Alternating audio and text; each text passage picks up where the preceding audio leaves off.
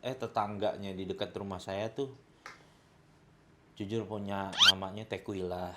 Ada Tequila. Iya, serius. Jadi yang ini tadi maksudnya. Nah, bener.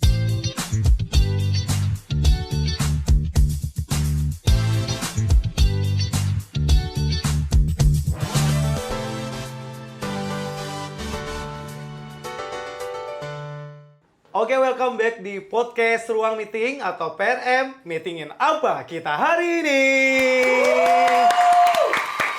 Oke guys, balik lagi sama gue Brani Serman. Dan kali ini gue kayaknya harus agak-agak sedikit religius ya. Ngebukanya Assalamualaikum warahmatullahi wabarakatuh.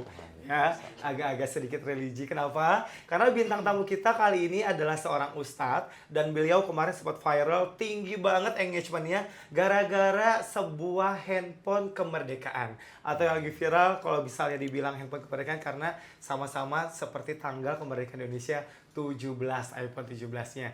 Oke, teman-teman pasti udah tahu ini dia Ustadz Jojo. Assalamualaikum Pak Ustadz. Yang ini tadi maksudnya.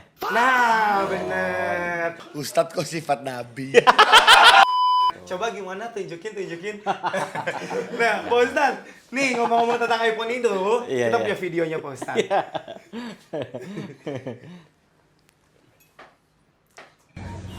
Udah ada ini aneh, jangan. Ustaz, coba diangkat. Teleponnya berat nggak handphone? Kalau saya biasanya kalau angkat ya udah gini aja. Ini kenapa gini ya?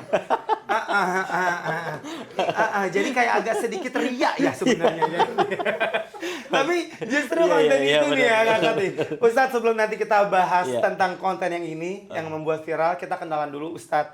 Mungkin ada beberapa orang yang belum tahu walaupun sudah viral. Terutama saya pengen kenalan dulu karena setahu saya Jojo itu adalah nama panggilan atau nama sekarang.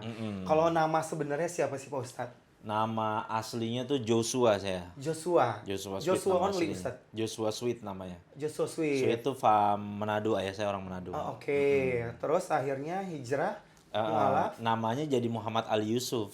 Oh. Cuma nama Jojo tuh udah nama melekat dari teman-teman saya kecil gitu. Oh, oke. Karena saya nama kecil saya panggilnya Jojo. Jadi yang teman-teman yang lain kalau nama di pengajian baru panggilnya Ali Yusuf gitu. Yusuf. Tapi kalau teman-teman yang lama pasti manggilnya Jojo aja karena udah biasa dari kecil gitu. Oh gitu. Jadi karena Joshua-nya itu makanya dipanggil Jojo. Iya, benar. Tapi sebenarnya nama yang sekarang Muhammad Ali Yusuf. Benar. Oke, itu gara-gara hijrah Ustadz ya? Iya, benar. Apa sebelum hijrah sudah berubahnya nih? Berubahnya kan pas saya kan tadi non muslim. Oke. Terus masuk ke muslim kan diganti namanya. Itu jadi Muhammad Ali Yusuf itu. Oke. Semuanya tuh Ustadz, berarti secara administrasi juga langsung Muhammad Ali Yusuf semuanya? Kalau untuk administrasi KTP belum saya rubah. Masih nama asli Masih, sebelumnya? tapi di sertifikat mualafnya waktu itu kan kalau misalkan orang mualaf tuh kalau mau nikah dia kan perlu ada sertifikat mualaf tuh.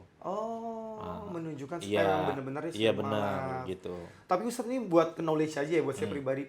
Pengen tahu nih kan Pak Ustadz emang pengalaman mualaf. Ya. Kalau orang mualaf itu emang harus dirubah pakai nama Islam apa enggak sih Pak Ustadz sebenarnya? Memang tradisinya dari zaman Nabi Muhammad SAW begitu. Maksudnya itu sebenarnya namanya kadang-kadang kan ada orang memberikan artinya namanya itu nggak ada artinya gitu. Maksudnya nggak punya kesan kebaikan apa gitu. Misalkan contoh, sebenarnya nggak diganti pun nggak apa-apa, nggak ada masalah. Cuma kebiasaannya dulu kayak misalkan ada seorang perampok namanya Abdusar gitu sama Nabi ditanya, kamu siapa? Namanya Abdusar, hamba keburukan gitu. Kalau istilah bahasa Norwegianya Mat Bangor gitu namanya. Abdusar ya kan hamba keburukan ya Mat Bangor kalau bahasa kita lah gitu misalnya. Ya kan masa orang namanya begitu ya kan. Iya. Kalau di absen Mat Bangor gitu misalkan. Di Bangor pisan. Iya bener. Nah makanya diganti jadi Abdul Khair, jadi hamba kebaikan gitu. Namanya jadi sesuatu yang buruk jadi ini gitu. Kan dulu juga orang bilang katanya nama itu sebuah doa ya. Betul, Mungkin itu nama jadi itu perantara, doa. semakin sering dipanggil. Iya. Doa pun ya nggak secara langsung berarti kan tersampaikan. Betul. Mas nama lengkapnya siapa? Branes Serman. Namanya Branes, tapi saya muslim Pak Ustadz. Keren Orang-orang namanya. banyak bilang memang non muslim karena Branes. Cuman Branes. saya muslim. Branes ini nama om saya sebenarnya. Jadi tante saya Ah. nikah sama om saya keturunan Belanda. Ah. Dia tuh pelayaran.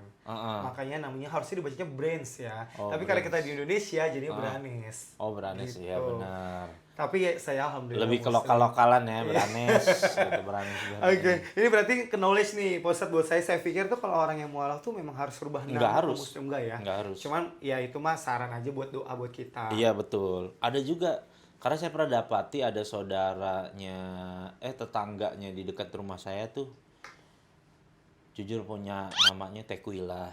Ada Tekwila. Iya serius. Jadi ibunya kerja di klub malam bener. Makanya namanya Tekwila. Iya, makanya itu kan maksud saya gimana ya? Ya ntar kalau punya anak masa namanya Abdul Kawa-Kawa gitu kan. Iya maksudnya ya. Iya, udah. Iya, mohon maaf mungkin dia karena tidak tahu ilmu. Sebenarnya itu kan ilmu agama juga maksudnya. Betul, Ya masa betul. ya kita namain anak, ya memang kita boleh demen gitu kan sama sesuatu, tapi jangan sampai ke anak juga lah dikasih nama begitulah gitu kan. Kan bisa yang lain gitu kan. Iya, wine gitu ya maksudnya. Iya, misalkan namanya perempuan gitu Francisca Vanilla Latte gitu misalkan. Kan enak ya nama minuman juga kan? Iya, benar. Iya kan? Iya, apa- Francisca strawberry sweet gitu Iya ya, kan bener, bagus ya. atau namanya Siti Nipis Madu gitu. Tuh, Ya, kalau bisa enggak aja. Muhammad Abi soda susu. Nah, iya. Bisa ya. Cuma ya maksudnya jangan. Iya kan namanya Tekwila, bener itu di KTP-nya, serius. Oh, ya Allah, Masya Allah. Tapi ya terlepas dari itu kan, ya itu memang hak Ya, hak orang dia, pribadi iya, Cuman nggak ya salah. kalau secara agama, ya itu kan nama adalah doa. Bener. Jadi ya langkah baiknya diisi dengan yang baik. Iya, nah mudah-mudahan deh hijrah ntar diganti jadi air zam-zam gitu kan. Masya Allah. Ya kan Tekwila ganti jadi air zam-zam kan, kali aja dia minat gitu. Kak Brenda nanti kalau mau hijrah, hijrah bagus. Ustadz, mau tanya punten Ustadz. Kalau Ustadz sendiri mualaf tuh udah berapa lama Pak Ustadz? Dari tahun 2011. 2011 14 sekarang tahun lah. 14 tahun. Iya, 14 tahun. Kalau boleh diceritain itu awalnya gimana sih Pak Ustadz? Awalnya ya karena hidup udah nggak karu-karuan lah.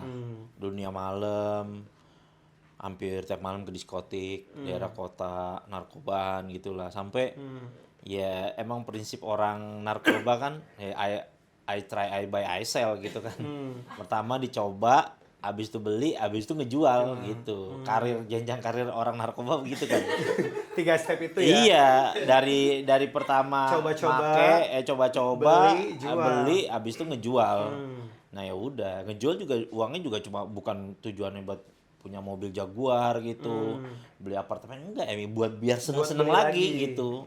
Kayak begitu aja udah sampai ada di rasa titik jenuh aja lah, capek emang begini. Makanya saya kalau ngeliat anak-anak sekarang gitu mesin narkoba, saya tahu perasaan dia gitu. Sebenarnya dia pengen juga berhenti pasti Tapi mungkin. susah ya Pak Ustadz ya? Susah emang teman dajal semua gimana karena kalau punya teman dajal semua. Tapi Ustadz itu tuh susah karena berhenti menggunakannya atau karena circle kita yang mendorong akhirnya kita tetap di situ sih Pak Ustadz? Circle sih Mas, pengaruh banget. Ya, itu kan makanya sama Nabi Muhammad SAW kan dikasih perumpamaan kalau kamu berteman dengan penjual minyak wangi, Akan ikut minimal wanginya ada. Nggak mungkin dong kalau kita berteman sama penjual minyak wangi badan kita bau borgol, nggak mungkin dong.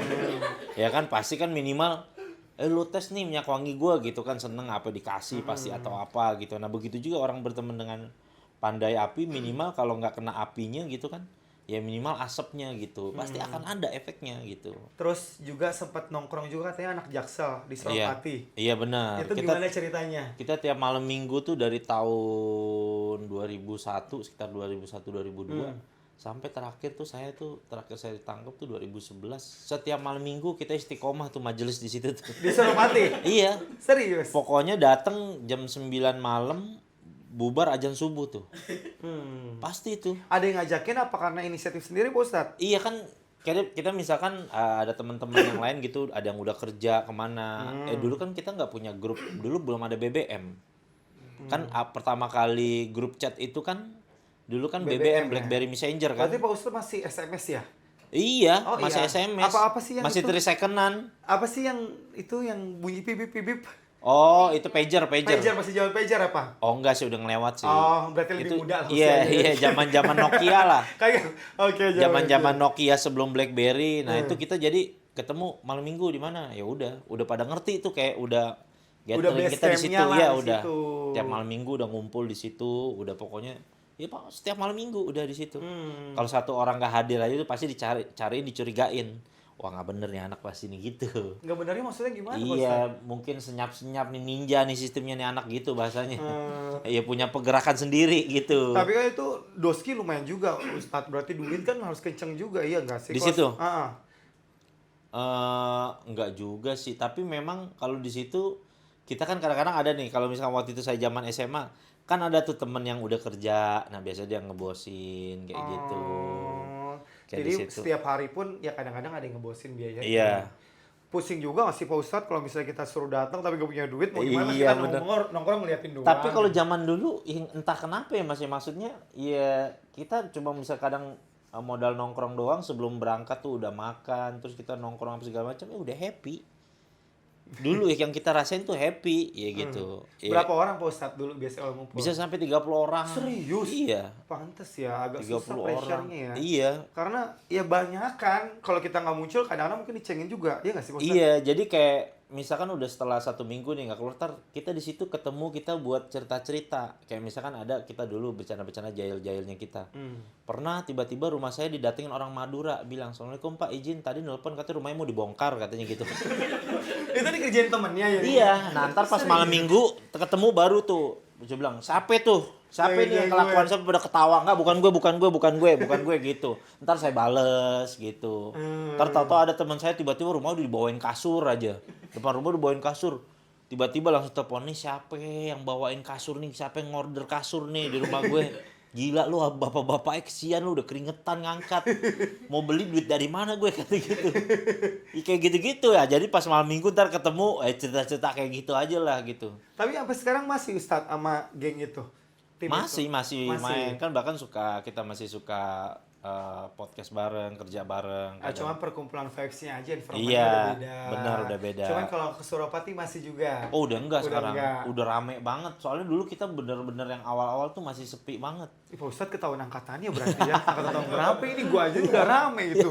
Iya, karena kan dulu kan ke Taman Lembang, Taman Situ Lembang kan, yang ada danau tuh sebelah, yang Menteng tuh, yang banyak roti bakar, nah tuh deket situ. Jadi kalau udah malam orang-orang yang istilahnya anak-anak mobil gitu-gitu, itu mereka lebih seneng nongkrong di sana. Kalau yang versi BPJS-nya Taman Suropati tuh, Iya, iya. versi BPJS-nya Taman Karena Suropati. cuma beli itu doang, Ustadz kopi di situ duduknya lama banget. Ustadz. Bener, Iya nggak sih? iya itu versi BPJS-nya tuh Taman Suropati. Kalau yang Lembang tuh anak-anak mobil-mobil modifan kayak gitu-gitulah. Nah itu nongkrongnya di Lembang. Kalau Taman Suropati kita yang versi anak motor deh gitu. Itu berarti Pak Ustadz dunia malam udah cukup lama dari zaman SMA tadi ya? Iya.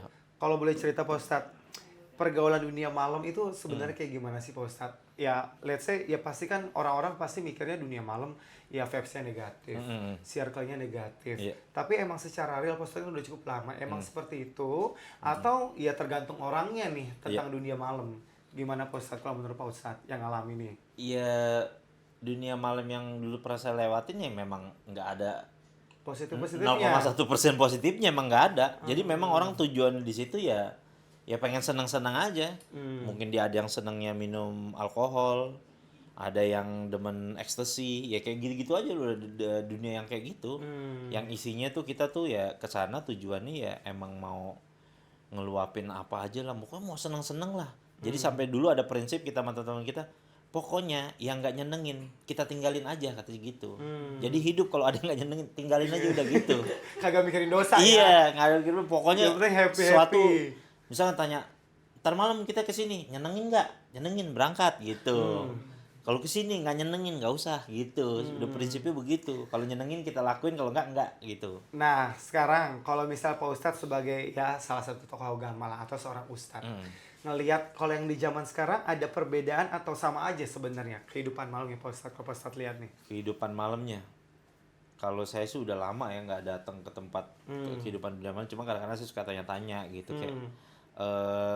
Sekarang kalau dunia malam musiknya kayak gimana gitu kayak temen-temen sekarang musiknya arahnya ke breakbeat gitu kayak gitu lah cerita kayak gitu. Terus paling nanya ekstasi berapa itu sekarang, ini harganya berapa Masih gitu. ada tuh mereka bilangnya. Ada Oh. terakhir katanya 900.000 gitu harganya.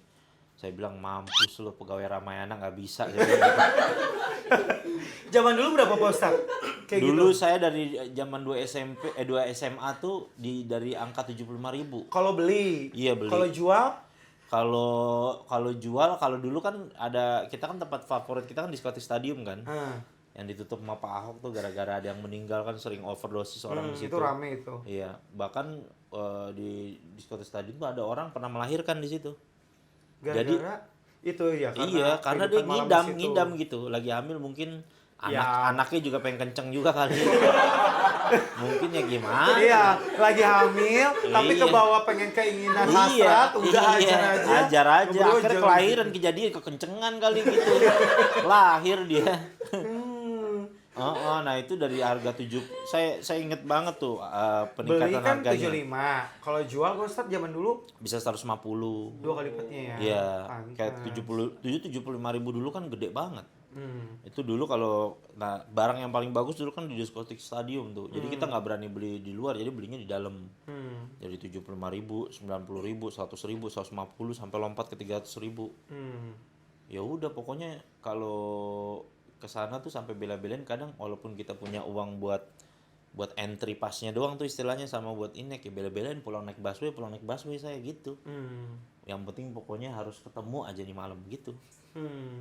Dulu Pak Ustadz berarti udah sampai level ngejual juga makanya Iya. ketangkap. Itu ketangkap 2011 Pak Ustadz. Iya 2011. 2011 itu awalnya gimana ceritanya Pak Ustadz? Bisa ketangkap ada yang laporin atau ke gap atau gimana Pak Ustadz? Iya, jadi kalau tahu ada di daerah Jakarta Barat tuh pusat juga istilahnya pusat grosir tuh. Namanya Kampung Ambon. Nah, di situ saya suka ngambil barang di situ buat jual. Karena kalau di situ istilahnya tuh barangnya jelas. Kadang kalau kita belanja itu dilebihin sama dia. Pokoknya istilahnya entertainnya bagus lah gitu lah. Tapi barang gitu emang ada yang KW-KW-nya Pak Ustadz? Enggak kan? Iya ada juga. Oh, ada juga. Kalau ada barang itu, tapi kalau di situ itu paling mutunya paling bagus. Jadi ngambil situ. Terus akhirnya ya ketika pas saya lagi belanja banyak waktu itu sabu sama ekstasi juga akhirnya ya pas lagi ada razia sih. Saya pas lagi ngeliatin razia diberhentiin terus kayak polisi ngeliat saya ngelempar barang gitu. Akhirnya ya udah ketangkep. Oh, jadi gara-gara ada razia ya? Iya. Makanya akhirnya ke gerbak udah ketangkap. Gara-gara waktu itu teman saya juga parno dia ketakutan. Jadi waktu itu kan saya naik motor gitu. Teman saya yang di depan nih ketakutan pas ngeliat razia. Jadi kan polisi kan ngeliat gelagatnya aneh gitu. Ya akhirnya ketahuan gitu ada barang. Iya ngeri juga ya kalau kayak gitu ya Pak Ustadz. Itu Pak Ustadz, kalau misalnya kayak gitu rata-rata circle-nya orangnya itu lagi apa setiap hari beda Pak Ustadz? Ya biasanya itu lagi. Jadi itu kayak lagi. misalnya kita harus jual atau kita harus pakai sama orang yang terpercaya gitu. Maksudnya kalau misal salah-salah orang, bahkan kalau ada orang yang beli orang baru nih ya kan.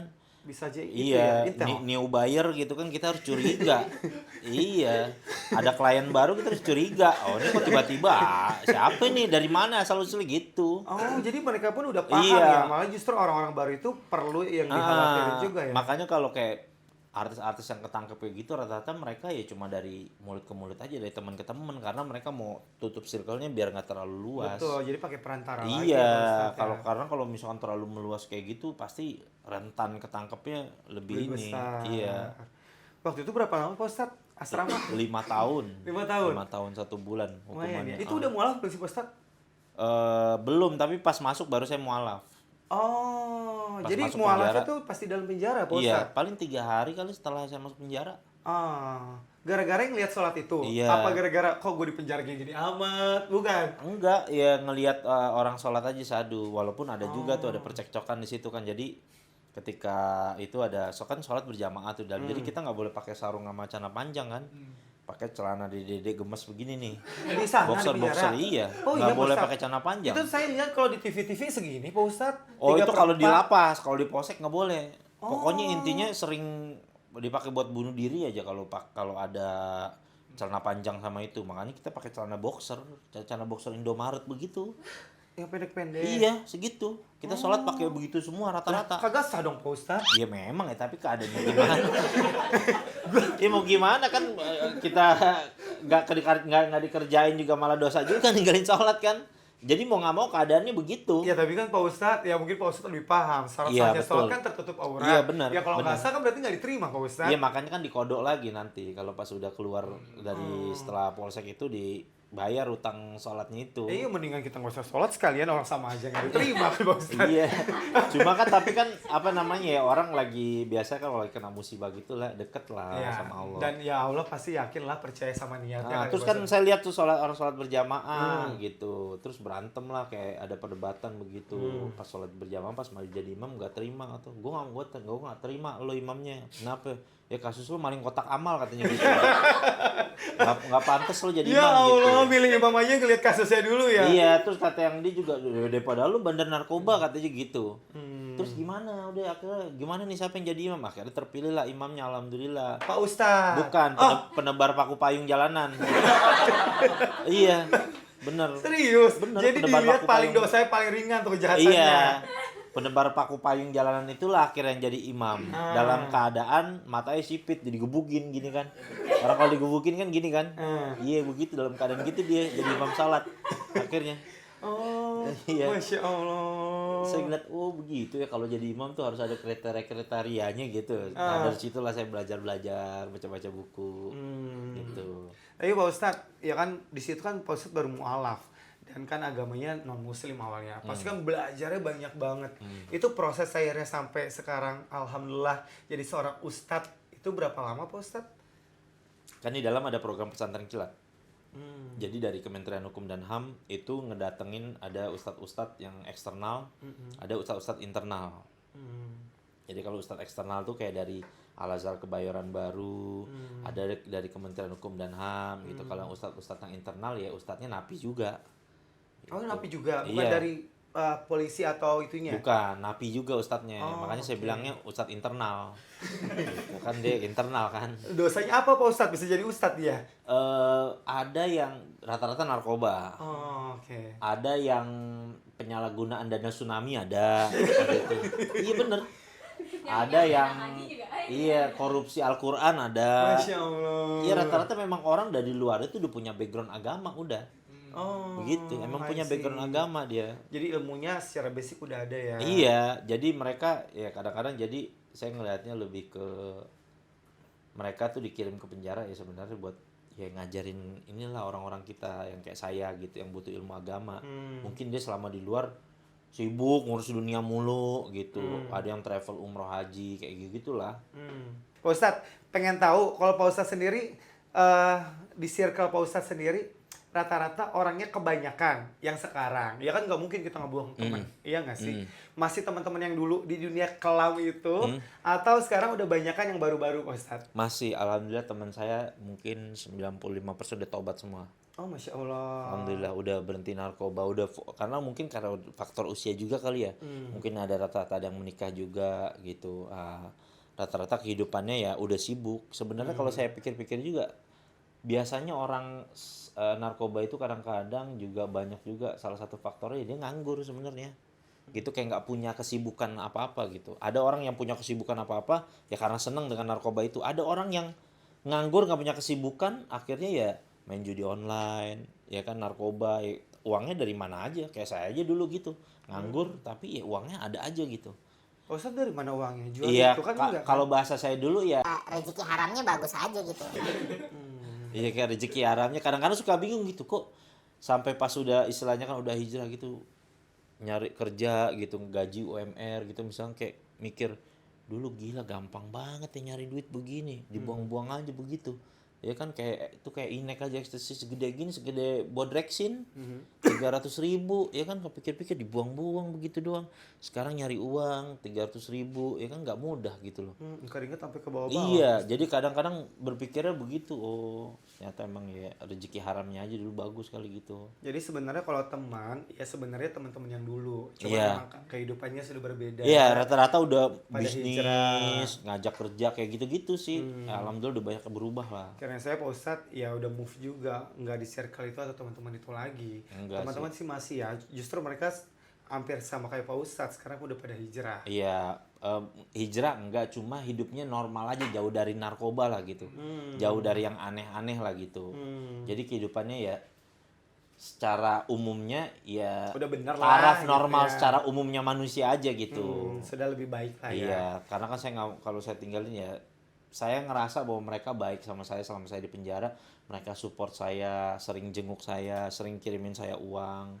Jadi ya nggak ada alasan lah saya buat ninggalin dia, malah saya harus bantu mereka gitu. Tapi Pak Ustadz punya sahabat gak sih Pak Ustadz? Kan kadang-kadang ya namanya cowok juga kadang-kadang suka ada teman buat cerita, nongkrong. Punya gak sih Pak Ustadz? Ya Yang buat alhamdulillah sharing. banyak sih saya kalau temen kayak gitu. Teman-teman lama, banyak dari teman-teman lama saya yang kadang-kadang saya kalau misalnya udah sibuk apa segala macam, saya minta waktu dia, ketemu di mana, kadang saya yang nyamperin kayak gitu. Jadi kayak yang udah rasa kayak kemarin nih saya habis dari Makassar gitu kan, kayak tour safari dakwah. Itu sehari saya bisa ceramah sampai 4 tempat, sampai kayak mulut kayaknya rasanya itu gimana Kaku gitu. ya. Iya. Nah, kadang-kadang kayak gitu udah di sisi aduh gue mesti ketemu teman gue nih. Jadi kayak refreshing aja Ya, gitu. recharge lah Ya ya. saya nggak mau selalu hidup saya terlalu fokus begitu mulu begitu. Jadi ntar saya takutnya nggak enjoy hidup gitu. Saya pengen ada enjoynya juga lah hidup gitu. Jangan terlalu kaku juga gitu. Dakwah tapi tetap hidup tuh Iya, ya nyaman, bener. enjoy gitu. Kalau ya, dulu kan mungkin kalau misal ketemu ngajak temennya ke klub malam, kalau sekarang paling ke tempat makan gitu aja bedanya. Pak, ke kajian pernah Ustadz ngajakin? Ngajak iya, Ah, iya. tapi berat jujur. Berat, Kenapa Pak Ustadz kok berat? berat, masih berat ya. Berat temen diajak. Ya karena kan ya balik lagi niat Iya, orang ya, belum benar, tentu dia juga benar. mau ke sana ya. Benar. Pak Ustadz nih, kita ada beberapa foto. Mungkin salah satunya teman-teman Pak Ustadz. Ya. Kita pengen Pak Ustadz nanti komen apa yang ada di pikiran Pak Ustadz tentang orang-orang yang ada di foto-foto ini. Ya. Yang pertama nih Pak Ustadz.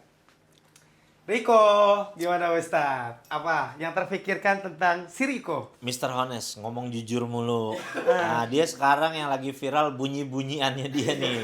Yang foam, bab, zam. Nah, dia lagi Sekarang masuk ke bab. Ini gue belum kenal Babab.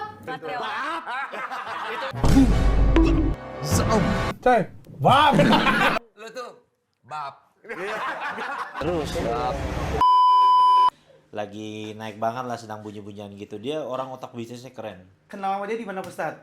Dari zaman dulu kita di Taman Suropati itu. Oh, pas di zaman-zaman Iya, masa kelam itu. Ya cuma dia dulu ke sport dia. Dia sibuk basket kayak dulu anak streetball kayak gitu. Walaupun jarang ketemu tapi saya udah kenal dia dari dulu. Berarti udah lebih dari 10 tahun kenal Doi ya? Udah lebih Lebih dari 10 15 tahun, tahun kayaknya deh, kurang lebih. Dulu zaman-zaman nongkrong di Suropati dia suka datang ngobrol-ngobrol bercanda gitu. Oke. Si Riko biasanya kayak gimana Pak Ustadz? Ada nggak jahil-jahilnya Pak Ustadz? Kalau Pak Ustadz atau bercandanya biasanya kayak gimana kalau Pak Ustadz? Kalau dia bercandanya kayak misalkan ngomongin ada temennya gitu, kayak misalkan ada beberapa temen-temen yang lagi naik daun atau lagi jadi omongan orang, terus tiba-tiba dia nge-share jangan diremehin, udah gitu, jujur udah sampai di sini, udah jangan diremehin dia gitu. Agak sedikit julid gak sih kayaknya? Iya, jadi kayak lebih lucu aja, maksudnya jadi bahan ceritaan aja lucu gitu. Soalnya kan lebih dari 10 tahun itu suatu pertemanan yang panjang, Pak Ustadz pasti kan udah banyak banget lah Iya, interaksinya ya. benar, bercanda, Agak bercanda. julid juga Riko ya. Next. Nah, Bang Gofar. Nah, dia dulu nih bisa dikatakan si Gofar nih orang terlucu di Taman Suropati. Ini berarti zaman-zaman Suropati juga. Iya. Jadi dia udah punya konsep, kita udah punya konsep kayak stand up comedy. Kan Taman Suropati tahu kan duduk nih berjejer. Iya. Nah, jadi orang-orang yang sering ngelucu itu dia diri gitu. Jadi nih orang kita duduk tergantian, ntar saya ngelucu kayak gitu aja, wah ada wancoy Oh, kayak gitu. ada konsep stand up di situ ya. Iya. Jadi cerita-cerita tentang dulu lucu-lucu. Nah, disitulah tempat makanya Taman Suropati kita malam minggu ngumpul tuh tujuannya kayak gitu, kayak ngelepas Release penat stress, aja. stress release Iya. lah di situ Dan ya. dia orangnya jenius dalam bisnis segala macem. Ini sama nih Pak Ustadz, berarti kan dari zaman Suropati udah 10 tahun. Itu kan ya tadi Riko, Iya. Gofar, zaman Suropati barengan kan. Udah lebih dari 10 tahun. Kalau Dosi biasanya bercandanya kayak gimana Pak Ustadz? Kalau Pak Ustadz? Kalau dia bercandanya, Nah, kan kalau itu agak julid tadi ya, Riko Iya, sedikit ya. ah. Kalau ini? dia waktu itu udah lama saya nggak ketemu, dia pas udah bebas, ada nikahan temen saya. Tiba-tiba ketemu kan, misal kalau ketemu teman lama kita normalnya assalamualaikum gitu. Kalau dia dari jauh udah kan orang nih ngumpul, dia pas turun dari mobil, Jojo Sabu katanya gitu. Astagfirullah. Gimana kabar gitu. Kedengaran orang atau Pak Ustadz? Iya. Allah. Terus apa udah ketemu saya udah pakai kayak gitu, terus tiba-tiba wait, Jojo Vatikan gimana nih kata gitu. Kok Vatikan Pak Ustadz? Iya, itu alias maksudnya. Oh, I see. Di Vatikan Ya gitu. Allah. Iya bercandanya begitu. Aduh. Tapi Bang Gofar ini emang keren sih dia, cerdas dia Iya, ya. cerdas semua orangnya lucu banget. Jadi bisa dikatakan dia tuh orang yang dulu bintang di tongkrongannya yang ngelucu dia Iya, gitu. iya. Menghibur buat temen-temennya. Iya, bener. Sip, next. Wah, Mancoy. Nah, ini yang tadi sempat dibahas juga nih, Pak Ustaz. How about this? dia partner in crime-nya saya nih. Saya kelas 2 SMA pertama kali nyobain ekstasi. Ini dia dajalnya nih. Dia dajalnya. Tapi seumuran Pak Ustaz emang? Saya beda 7 tahun padahal sama dia. Jadi saya itu teman akrabnya adiknya dia. Adiknya dia tuh seangkatan, sekelas sama saya berapa kali. Berarti dia tuan dia. Iya, saya tuh akrabnya sama adiknya dia gitu. Cuma ketika adiknya waktu itu lulus sekolah, kuliah di Unpad. Dia di Jakarta, ya udah saya sama dia. ITC Ambassador tahu kan? Iya, tahu. Kerjaan saya kalau tiap siang jalan sama dia, naik eskalator, Hmm. pokoknya kita nyimak ani-ani aja tuh. Emang zaman lu udah ada ani-ani Pak Ustaz? Ya banyak di situ kan gudang ya ITC dulu kan jual beli HP gitu segala macam di ITC. Tapi masih banyak ani-ani. ITC Ambas itu dari dulu paling terkenal udah gudangnya ani-ani udah. Pantes. Coba si aja Kalitan yang suka komen disono pasti lu ya. tahu dah. Jadi kerjaannya dulu kalau sekarang kan udah sepi kan. Iya, sepi. Tapi dulu waktu prime-nya itu mah parah. Parah. Jadi kita misalkan naik gini. Ini kan posisi gini lurus nih misalkan. Ada tiba-tiba ada ani-ani di arah sana. Terus kodenya kita udah saking profesional gini. Jam 2 gitu. Itu mah gini. jam sekarang masih ada. Jam sekarang masih Iya, ada. nah dulu kita Jam udah 12, pakai jam kode 12. gitu jam 2 gitu. Set gitu. Terus tiba-tiba ngomong, gue banget udah banget. Nggak pengen kenalan cuma hiburan aja gitu. Gue udah tipikal gue tuh gue cuma gitu doang, iseng bercanda. Jajan mah enggak, paling jajan jasuke, jajan apaan gitu. Agak lebih mahal soalnya kalau gitu ya, mahal banget tapi makanya. temennya ngiter-ngiternya aja kayak gitu, ngabisin waktu gitu. Kan dia dulu kan nih marketing properti apartemen dia dulu. Oh, Jadi si kerjanya Mancoy itu. jadi kalau marketing apartemen Apartemen. kan kadang-kadang kan kalau belum achieve ya kan target, kadang-kadang gimana? Kadang-kadang saya juga pura-pura jadi kliennya dia. Supaya kelihatan kerja. Iya, iya tuh loh, Pak. Saya mau ada meeting, Pak. Ini ada sama Pak Jojo, Pak. Jadi dia tuh punya bisnis, orang tuanya tuh punya bisnisan minyak, Pak. Tapi minyak apa? Minyak bulus lu, cuy. Pokoknya dibilang begitu. Iya, Pak, izin, Pak. Oke, semoga gol ya gitu. Udah kita ketemuan di mall. Iya, jadi dia madol kerjanya sama saya mulu udah dulu. Lucu orangnya, lucu banget. Saya punya banyak cerita lah sama dia tuh lucu banget.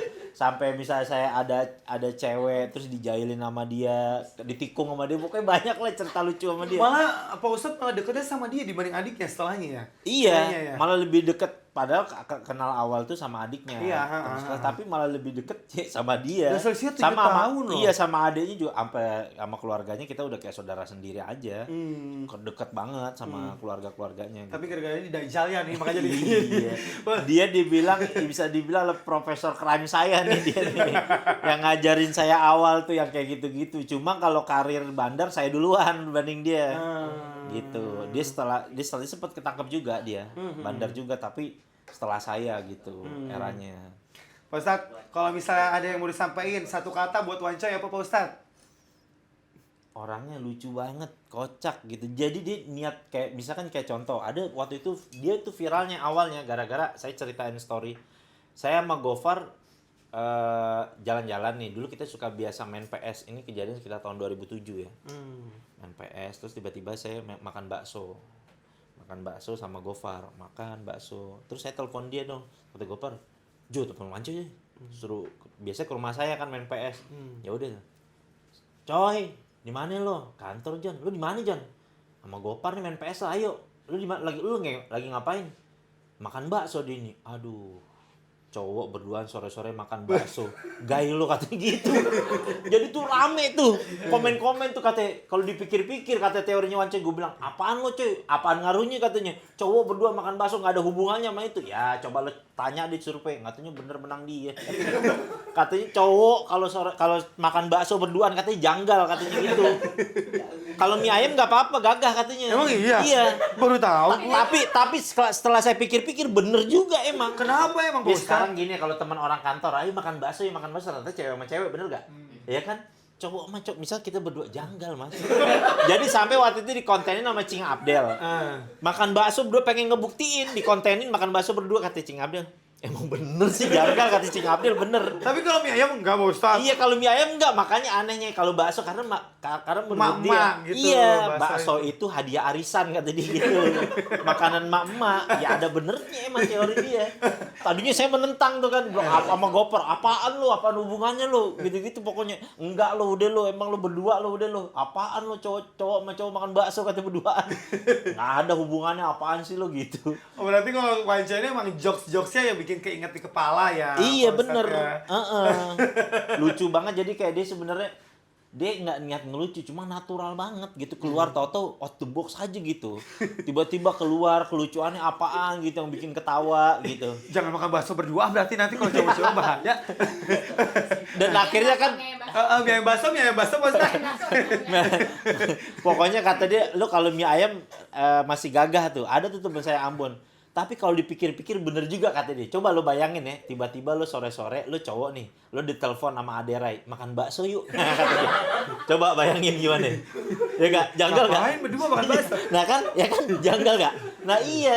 Ternyata kalau dipikir-pikir, iya juga ya bener. Dan saya tantang tuh, ayo nih netizen, ayo komen, saya bilang gitu. Ayo siapa? Nggak tahu dia yang menang bener. Bener bang, katanya emang janggal sih cowok sama cowok berduaan makan bakso gitu katanya. Mendingan lo bungkus katanya gitu. Tapi kalau bakso dibungkus biasanya nggak enak Pak Ustadz. Ya iya emang, makanya. Tapi kan saya kan hobi makan bakso ya mau gimana? Orang kan namanya seneng ya. Iya orang hobi makan bakso gimana ya? Ya berarti buat yang para penonton tuh jangan lupa ya, ini tips dari Pak Ustadz tuh. Pak Ustadz yang ngomong langsung, jangan makan bakso berdua, ini udah ngomong. Iya cowok sama cowok jangan pokoknya. Oke, Pak Ustadz ada satu lagi Pak Ustadz. Nih, Apik Pak Ustadz. Kalau Apik Dia lagi apa Pak viral Ustadz? nih, dia lagi viral banget nih dia nih. Ya, kalau Apik gimana Pak Ustadz? Gara-gara dia konten ngerokoknya tuh kayak orang yang filosofi hidup banget gitu. Kalau dia ngerokok Ya kayak kayak bener aja ya bener. ya dia tuh kayak cerminan bapak-bapak yang baru bangun tidur terus pakai kental manis pagi-pagi gitu kan, yang makan rotinya diginiin gulung, ya kan? Terus Terus jasa. ngerokok, iya, terus dengerin lagu Pampers gitu atau Iwan Fals pagi-pagi kayak lagi mikirin, ini hari gue harus nyari duit kemana gitu. Jadi lucu viral, udah gitu kan yang cerita dia digoda sama, dia kan auditor, digoda sama perempuan tuh istilahnya lucu banget tuh. Dia bilang, terus gimana lu kegoda? Ya gue gak kuat, dia bilang, ini cuma nih katanya Imin yang Nggak upside kuat. down dia. Yang bawah nih upside down kata dia. Kalau sama Apik udah berapa lama Pak Ustadz kenalnya? Saya Apik baru kenal kemarin pas konten 24 jam. Oh, justru Baru masih tahu baru. saya. Kalau yang lain kan udah 10 tahunan. Iya, karena kalau Green Boys itu kan Ya, sebenarnya yang paling ditunggu-tunggu nanti-nantiin bintang tamunya yang teman-teman lamanya dia. Ini teman-teman satu angkatannya Gofar, Wancoy, Rico. Dan Green Boys itu selalu requestan dibandingkan kan banyak ada beberapa artis-artis juga tuh talent yang datang. Iya. Nah, itu bagi penonton-penonton itu kurang seru. Malah justru yang Circle iya, lamanya malah dia. justru yang kayak gini-gini. Nah, dia pas didatengin, Masya Allah viral. Langsung kemarin dapat endorsean rokok. Dapat langsung followersnya dia tadi berapa ya? 500 apa ya? Sekarang udah hampir 10.000. Oh iya. Iya. Rokok terus ke meja dapat endorsean, terus saya kompor-komporin udah resign saya bilang begitu. resign.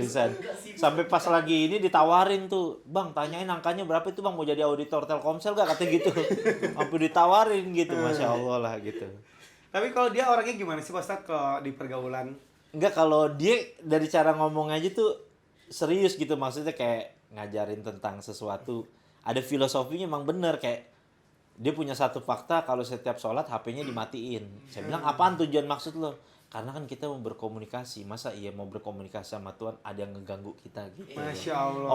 Omongan kayak gitu, gitu ya, maksudnya kayak menyentuh gitu, kayak ditanya, lu kuliah di mana emang? UGM. Ah, yang bener lu UGM. Universitas Gunanda Margonda kata dia gitu. Gunanda Margonda. Wah, saya bilang bercandaan tahun 90-an lah. Iya. Tetap aja bercanda bapak itu Pak Iya, Ustadz. tapi lucu. Ternyata Genji pada demen. Iya, masuk soalnya. Iya. Oke. Tapi luar biasa loh Pak Ustadz, berarti bener-bener dekat sama teman-temannya walaupun baru, dia udah hafal loh karakternya. Kasih tepuk tangan buat Pak Ustadz tuh. Masya Allah. Pak Ustadz, kita selain punya teman-teman circle-nya Pak Ustadz, kita ada juga Pak Ustadz yang spesial di podcast Ruang Meeting PRM. kita tuh udah wrapping nih Heeh. pertanyaan-pertanyaan yang masuk ke kita Ya. yang akan ditanyakan sama bintang tamu kita. The first one nih Pak Ustadz, yang pertama. Kok makin kesini makin humble dan low profile ya Ustadz? Nah, ini ini- agak-agak ria sebenarnya, bukannya humble sama low profile. Nah, ini namanya alias nih. Iya, Iya, ini bener. namanya bercandaan alias begini. Iya, bener, agak nyinyir ya. Nah, jadi biarin teman-teman tahu itu kenapa saya suka begitu. Kita tuh anak tahun 90-an tuh punya jokes yang kayak gitu. Misalkan contoh dulu beli celana Levi's, masih ada price tag-nya gitu. Itu kayak misal kita duduk tiba-tiba, aduh gimana sih? Gitu. Oh, agak pamer ya. Iya itu bercandaan anak-anak tahun 90 Ya begitu. sama kayak Pak Ustadz ngangkat handphone. Iya kayak gitu. Handphone 17. Nah anak-anak sekarang ternyata dikasih jokes kayak gitu lucu dia masuk gitu. Cuma banyak yang malah komen, gue kadang-kadang suka gedek gue ngeliat Ustadz flexing tapi kalau dia lucu nih asik katanya gitu. Ya, lebihnya kalau dia emang diniatnya bercanda gitu. Nah, Pak Ustadz sendiri itu gimmick. Kan kalau gimmick berarti kan ya suka Iya. yang menarik aja gitu Iya, ya. Atau iya. emang bercandaannya sebenarnya kayak gitu. Iya emang bercanda aja gitu. bercanda, Dengan bukan bercanda. gimmick jadinya Iya, ya. karena kalau menurut saya prinsip saya dalam bermedia sosial itu diciptakan untuk jadi sesuatu yang menyenangkan. Jadi saya tuh selalu, makanya saya jarang mau berdakwah ngomong serius begitu, ceramah di media sosial enggak, karena menurut saya media sosial paling menyenangkan ya buat bercanda, biar ngibur orang gitu. Iya. Emang saya demennya juga bercanda juga. Makanya jangan pada baper-baper. Iya gitu. Ustadz aja bisa bercanda, lu masa lu serius amat. Oke, Iya. next. Pak Ustadz, apa hukumnya tidur sambil dengar debat Rocky Gerung dengan volume kecil alias full? Nah itu si Wanco itu kebiasaannya. Kita kalau keluar kota satu kamar gitu kan, itu dia pengantar tidurnya itu nonton Rocky Gerung. Orang mah Pusing di saya sama Pak headsetin. Ustadz, itu mah bener-bener pusing. Iya kan kita misalkan double bed gitu kan, maksudnya saya di sini, iya maksudnya di headset aja gitu kan. Dia enggak, loudspeaker di fullin. Denger jadi dia tahu-tahu begini, nungguin dia begini aja. Nah, itu salah satu terapinya dia menjelang tidur tuh. Iya. Kalau saya kan saya demennya yang ada tuh yang orang Turki namanya Anil Çakmak. Yang pijit-pijit pala kayak gitu-gitu nungguin wah enak nih tidur ntar. Nah kalau dia dengerin gitu sama podcast tawuran. Jadi Agak rusuh semua iya ya, cerita-cerita orang tawuran gitu loh. Memang ngantuk dia. Iya. Berarti hukumnya sunnah ya Pak Ustadz ya? Karena kita nemenin orang yang inilah bikin happy orang ya Pak Ustadz. Jadi dapat pahala lah nggak baca ya. Next. Tat, apa hukumnya pindah klub sepak bola? Setelah saya lihat video ini kayaknya ada menjadi penggemar Chelsea Tat. Wah, pindah klub sepak bola. Pak Ustadz. Ini Mas Khalid terkenal banget konten kreator nih dia nih. Dia penggemar Liverpool jadi dia sering bikin ini kan. Gara-gara mungkin Liverpool belakangannya lagi kalah mulu. Dia tahu kan saya dulu fans Chelsea dari zaman dulu jadi dia pikir kayaknya kalau penggemar Chelsea adem ya orangnya, nggak pusing gitu, nggak kayak penggemar MU juga menang berisik, kalah ini, iya pokoknya jadi dia pikir mungkin jadi penggemar Chelsea. Udah li pindah aja li, udah pokoknya. Oh, pindah tuh Li, katanya. Oke, masih ada? Cukup ya, habis ya. Oke, habis Pak Ustadz. Aduh Pak Ustadz, ini kayak kalau diterusin nggak kelar-kelar kita Pak Ustadz. Ya. Tapi terima kasih Pak Ustadz udah untuk waktunya datang ke sini sharing Ya, sama kita sama-sama. tentang perjalanan hidupnya. Ini kita bukan nge-share untuk masalah jeleknya Ya. Pak Ustadz. Semoga ini menjadi inspirasi Ya. buat teman-teman kita, apalagi anak-anak muda zaman sekarang yang sangat rentan kan Ustadz sama Betul. perkembangan zaman, terutama sama lingkungan, terus pergaulan hidup juga, pergaulan malam. Pak Ustadz, sebelum kita tutup, Pak Ustadz, apa yang mau disampaikan? Mungkin pesan Pak Ustadz sebagai orang yang udah berpengalaman dari Betul. mulai kehidupan malam sampai sekarang akhirnya hijrah. Buat teman-teman kita yang mungkin sekarang pengen lagi hijrah nih Pak Ustadz, tapi susah. Ya. Karena tadi Pak Ustadz bilang, mereka sebenarnya pengen loh, tapi Iya. susah gitu. Iya. Ada nggak pesan buat mereka, buat anak-anak muda kita, atau siapapun itu, orang yang pengen hijrah, tapi masih sulit banget Pak Ustadz prosesnya buat mereka Pak Ustadz? Jadi teman-teman ya, kalau teman-teman mungkin punya latar belakang kayak saya, sekarang masih menggunakan narkoba atau apa, saya tahu pasti teman-teman tuh punya bisikan hati kecil untuk berhenti dari hal itu.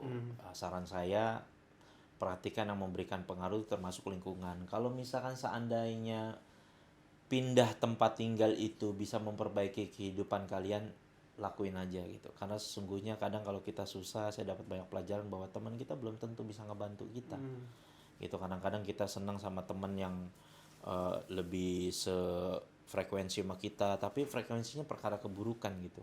Lebih baik di-cut dulu aja teman-teman kayak gitu. Pada artinya kita di dunia, kalau di dunia aja teman kita nggak bisa nolongin kita, gimana nanti di akhirat, kita kan meninggal dunia sendiri-sendiri gitu loh. Jadi teman-teman ya, sayangi diri kalian sendiri ya. Seperti penyanyi dangdut dari Purwacaraka, Love Yourself, Justin Bieber kan. Love yourself. Cintai dirimu sendiri ya, sayangi dirimu sendiri. Untuk sementara bukan berarti ini selfish, tapi terkadang kita mencintai diri sendiri itu ya karena kita nggak mau keburukan-keburukan itu terus datang dalam kehidupan kita. Ingat, kita punya keluarga, jangan sampai kecewain orang tua atau yang sudah berkeluarga, anak istri ya. Jangan sampai penyesalan nanti datang dalam kehidupan kita. Betul, karena penyesalan itu datangnya pasti belakangan. Betul. Kalau duluan itu pendaftaran. Betul. Luar biasa, terima kasih Pak Ustadz. Tuh ya, semoga pesannya tersampaikan. Pak Ustadz, terima kasih banyak. Pak Ustadz, ini ada sedikit kenang-kenangan merchandise dari podcast Ruang Meeting, Pak Ustadz. Ini hanya t-shirt aja, jangan dilihat nominalnya, tapi dilihat barangnya. Ini saya ngomong sama Ustadz, saya emang nggak bohong-bohong, Pak Ustadz, takut dosa. Ini seperti yang saya pakai, Pak Ustadz. Alhamdulillah bahannya adem pisan. Ini ada foto Gibran? Nggak ada.